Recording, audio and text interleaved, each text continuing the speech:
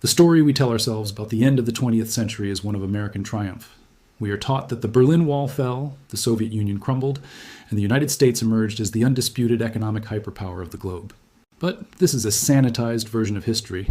It is a narrative that conveniently forgets the deep, existential panic that gripped the American psyche in the 1980s. Because 10 years before the Soviet Union fell, America was already losing a different kind of war.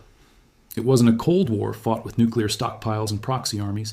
It was an economic war, fought with automobiles, semiconductors, and Walkmans. And the enemy wasn't Moscow, it was Tokyo. By the mid-1980s, Japan was not just recovering from the devastation of World War II, it was economically conquering its former conqueror. It seemed unstoppable. They were buying up Hollywood studios. They bought the Pebble Beach golf course. In 1989, in a move that felt like a symbolic castration of American capitalism, Mitsubishi Estate bought a controlling interest in Rockefeller Center in New York City. The prevailing wisdom of the era was clear. The future was Japanese. They did everything better. Their factories were more efficient, their workers more disciplined, their corporate strategies planned not in fiscal quarters but in decades. And then, in an instant, it all stopped. The juggernaut crashed. At the dawn of the 1990s, the Japanese economy slammed into an invisible wall, entering a stagnation so profound, and enduring that, it became known simply as the lost decades. Mainstream historians often attribute this collapse to natural economic cycles, or perhaps a demographic shift.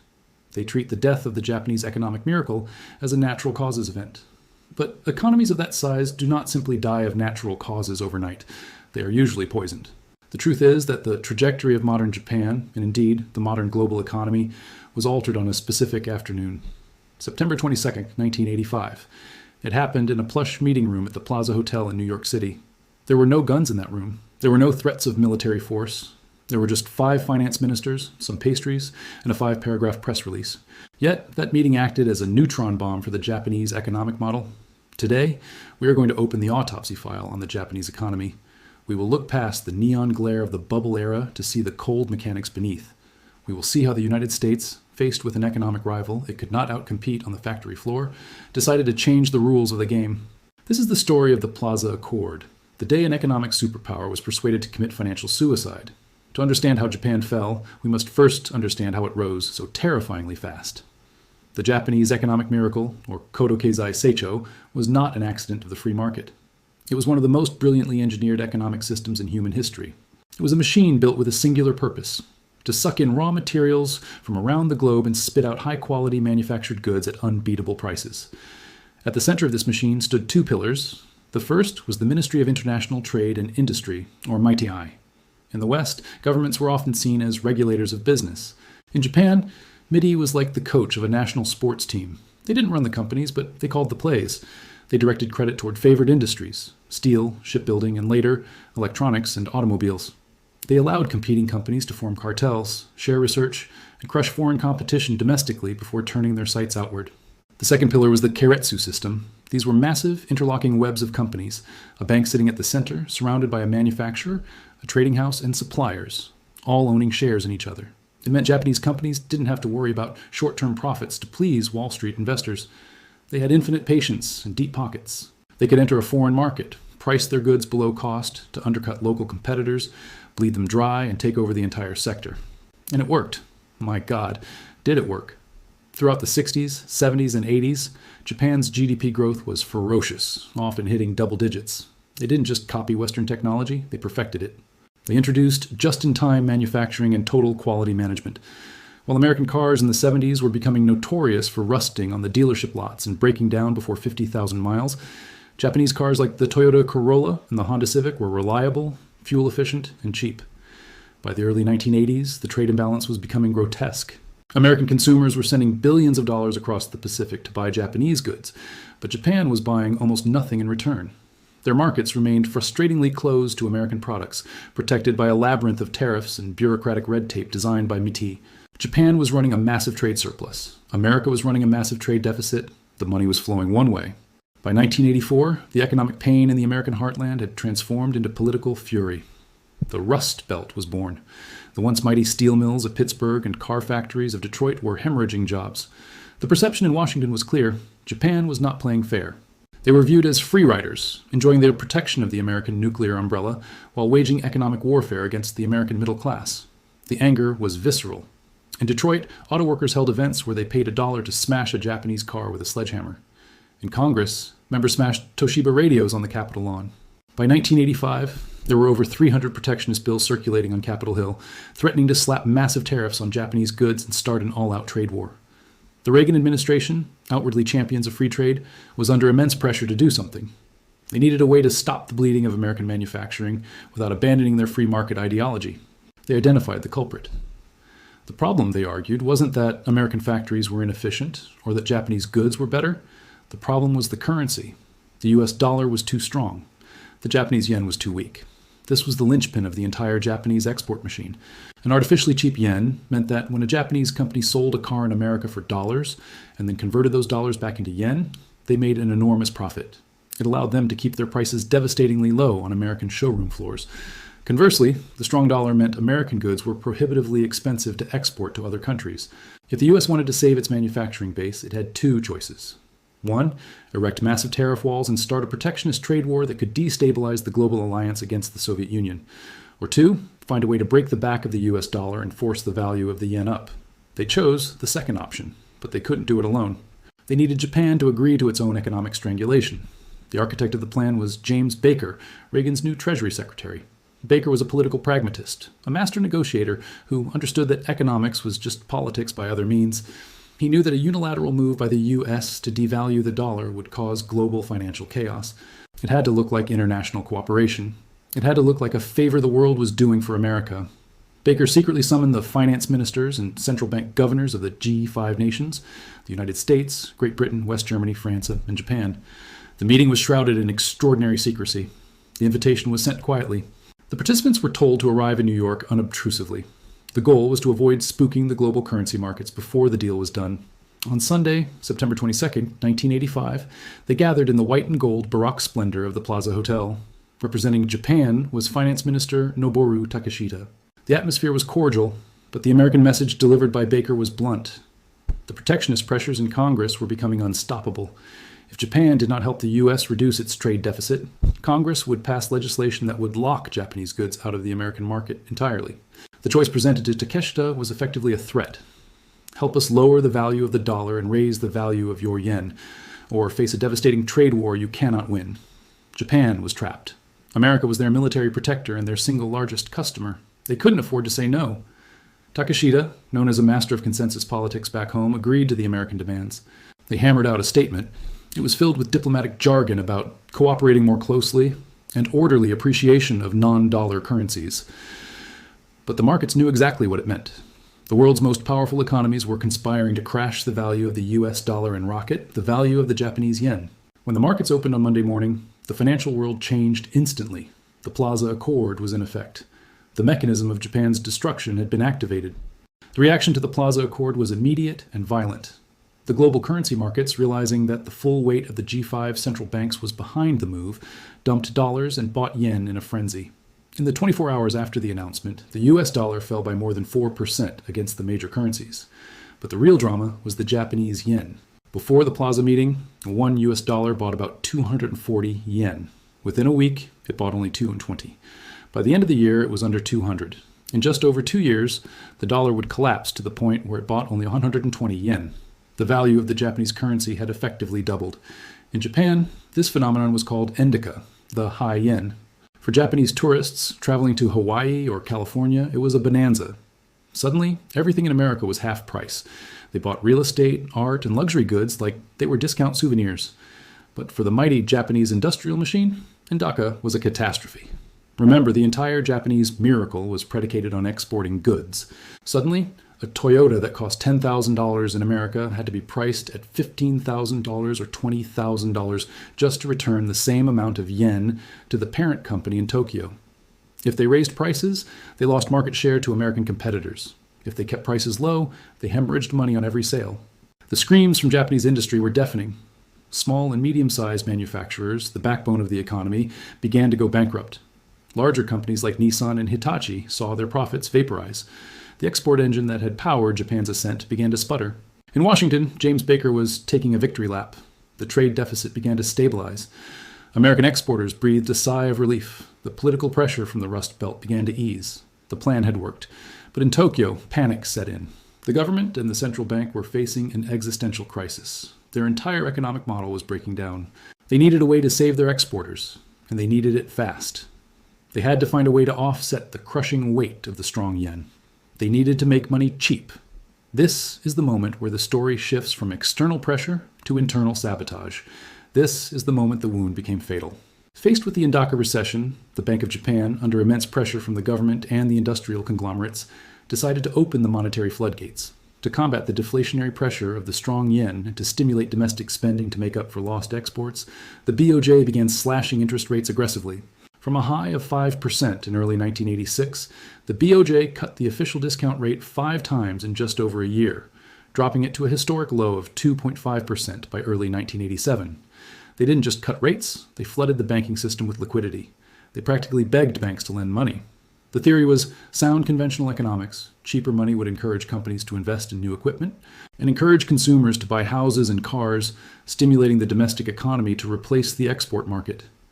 And for a brief moment, it seemed to work. The Endaka recession ended quickly. The economy began to grow again. But there was a massive flaw in this plan. Japanese corporations were already incredibly efficient.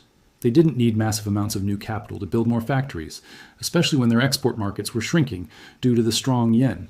So the banks had oceans of near-free money, and they had to lend it somewhere. If factories didn't need it, who did? Speculators, real estate developers, stock market gamblers. The Bank of Japan had intended to irrigate the industrial fields. Instead, they flooded the casino. Welcome to the Baburu Keiki, the bubble economy, the greatest financial party the world had ever seen. Starting in late 1986, the tidal wave of cheap credit unleashed by the Bank of Japan washed into the asset markets.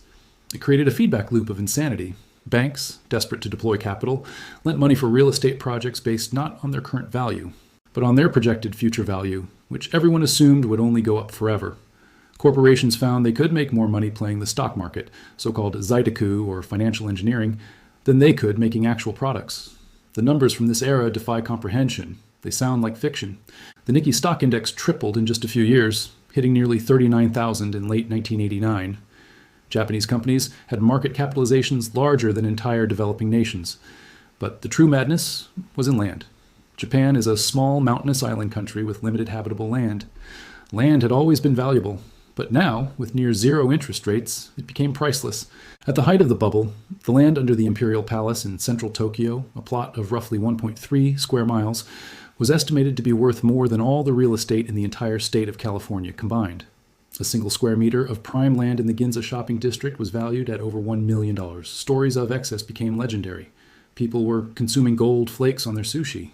Corporate expense accounts were limitless. Taxi drivers were being tipped with $100 bills just for stopping. Golf club memberships were traded like stocks, some costing millions of dollars. It was a society gripped by a collective delusion that they had solved economics. They believed that Japanese land prices were exceptional, that they were immune to the laws of gravity that governed other markets. The strong yen, originally a curse, fueled the fire. It made foreign assets incredibly cheap. Japanese corporations went on a global shopping spree, buying trophy assets like Columbia Pictures, the Pebble Beach golf course, and Van Gogh paintings at record auctions. To the outside world, it looked like Japan was buying the planet. But inside Japan, the financial foundation had rotted away. The entire economy was now resting on a mountain of debt, collateralized by massively overvalued real estate. The banks were extending loans to anyone who could fog a mirror, as long as they had some land to pledge against it. The quality of the borrowers didn't matter because if they couldn't pay, the bank would just seize the land, which would be worth even more next year. It was a perpetual motion machine of wealth creation, until the machine stopped. By 1989, the party had gotten so out of hand that even the bureaucrats could no longer ignore the hangover that was coming. Inflation was starting to creep into the real economy. The gap between the rich landowners and the average salaryman who could no longer afford a closet in Tokyo was threatening social stability. Enter Yasushi Mieno, the new governor of the Bank of Japan, appointed in late 1989. Mieno was a hardliner. He was known as the inflation fighter. He saw the bubble not as a sign of strength, but as a cancerous growth that needed to be excised. Mieno later famously said that his job was to take away the punch bowl just as the party was getting good. He didn't just take the bowl away, he smashed it on the floor. Beginning in May 1989, the Bank of Japan began rapidly raising interest rates. They went from the rock bottom 2.5% to 6% by August 1990. Simultaneously, the Ministry of Finance issued directives to banks to sharply curb lending to the real estate sector. The effect was instantaneous. The flow of cheap credit that was keeping the hot air balloon afloat was cut off. On the last trading day of 1989, the Nikkei hit its all-time high. When trading opened in 1990, the slide began. It started slowly, then accelerated into a rout. By October 1990, the Nikkei had lost nearly half its value, wiping out over $2 trillion in wealth. But the stock market crash was just the appetizer. The main course was the real estate market. As interest rates rose, developers couldn't service their massive debts. They tried to sell land, but suddenly there were no buyers. The myth of ever-rising Japanese land prices was shattered. Prices began to fall, and as they fell, the collateral backing trillions of dollars in bank loans evaporated. The great unwinding had begun. The bubble burst with the force of a financial supernova, and the fallout would poison the Japanese economy for a generation. When a financial bubble bursts in most countries, the reaction is usually sharp and brutal. Banks fail, companies go bankrupt, the debt is liquidated, and after a period of intense pain, recovery begins. This is not what happened in Japan. When the real estate market crashed, the Japanese banking system was left holding a mountain of what bankers call non-performing loans, or NPLs. These were loans where the borrower wasn't making payments, and the collateral, the land, was now worth a fraction of the loan value. By some estimates, the Japanese banking system was sitting on over $1 trillion of bad debt. The major banks were technically insolvent. In a truly capitalist system, these banks would have collapsed. But this was Japan. The Keiretsu system and the government bureaucracy prioritized stability over efficiency. The idea of letting major banks fail was unthinkable to the Ministry of Finance. It would mean mass unemployment and shame. So they chose a different path: denial. Instead of forcing banks to write off the bad debts and take the losses, the government allowed them to pretend the loans were still good. Banks would lend more money to insolvent borrowers, just so those borrowers could make the interest payments on their old loans. This created a grotesque phenomenon known as zombie companies. These were companies, construction firms, real estate developers, retailers, that were effectively dead. They made no profit, they had no future, but they were kept alive on life support by a constant drip feed of bank credit licensed by the government. These zombies stalked the Japanese economy for the entire decade of the 1990s. Because banks were using all their capital to prop up the living dead, they had no money left to lend to new, innovative companies. The economy suffocated. Productivity collapsed. Japan, once the pioneer of the future, became frozen in time. While the corporate world was infested with zombies, the average Japanese citizen was facing a new, terrifying reality: deflation. For decades, the world had fought inflation, rising prices. But in post-bubble Japan, prices started falling. This sounds like a good thing at first. Who doesn't want cheaper goods? But in economics, falling prices are a death spiral. When people realize that a car or a refrigerator will be cheaper next month than it is today, they stop buying.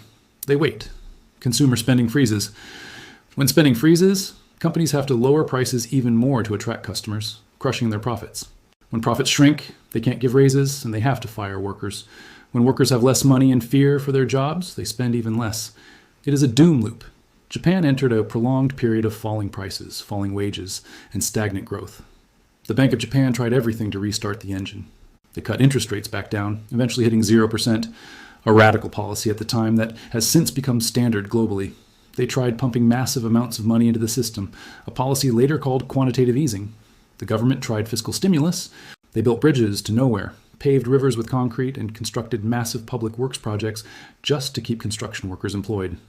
Japan ran up the highest national debt in the industrialized world. Nothing worked.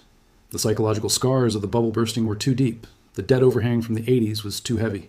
The 1990s came and went. The economy went nowhere. Then came the 2000s, still nowhere. The vibrant, unstoppable juggernaut of the 1980s had become the sick man of Asia. A generation of young people entered the workforce knowing only stagnation. They became known as the lost generation. While Japan was mired in its lost decades, the world changed. The threat of Japanese economic dominance, which had so terrified Washington in 1985, evaporated. American manufacturing didn't fully recover, but the threat from Tokyo was neutralized. The center of technological gravity shifted from Tokyo back to Silicon Valley. The internet revolution happened, largely led by American firms, while Japanese tech giants, burdened by their zombie divisions and cautious banking sector, failed to adapt. Furthermore, a new economic titan was rising in the East. China began its ascent, using an export model eerily similar to Japan's early days, taking over the low-end manufacturing that Japan had long since abandoned. In Washington, the Plaza Accord was quietly viewed as a masterstroke of geoeconomic strategy. By forcing the yen appreciation, the U.S. had successfully pulled the rug out from under its primary economic competitor. They had forced Japan to shift away from an export-dependent model before it was ready to rely on domestic consumption, pushing it into the financial engineering that caused its downfall. It wasn't a conspiracy in the sense of a smoky backroom plot to intentionally cause a bubble. Most of the damage was done by Japan's own central bank panicking. But the conditions for that panic, the irresistible external pressure that shattered their economic model, were engineered at the Plaza Hotel. It was a demonstration of raw American power. Not military power, but the power of the US dollar as the global reserve currency. America proved it could force its allies to restructure their entire economies to suit American needs. Today, Japan is still a wealthy, stable nation. It is not a third world country. But it is a shadow of the titan it once was.